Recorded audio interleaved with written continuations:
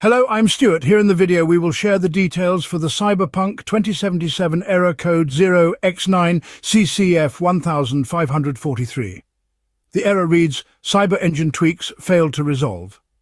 As per our research, this error occurs when players try to launch the game, and it is probably related to cyber engine tweaks. If you are facing this issue, it is likely due to an outdated or corrupted version of cyber engine tweaks. But don't worry, we have found some fixes that may help resolve the issue.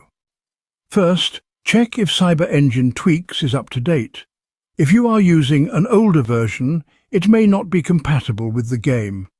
So try downloading the latest version of the Cyber Engine Tweaks and see if this resolves the issue.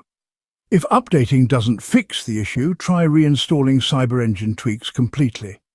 Uninstall the current version from your game directory. Download the latest version from the official source. Reinstall it and check if the error persists. These steps have helped users who are facing the same issue, so we recommend trying them out. So, there you have it.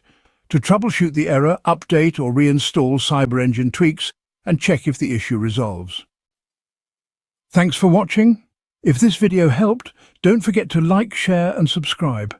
Have any questions or issues? Drop them in the comments below. See you in the next one.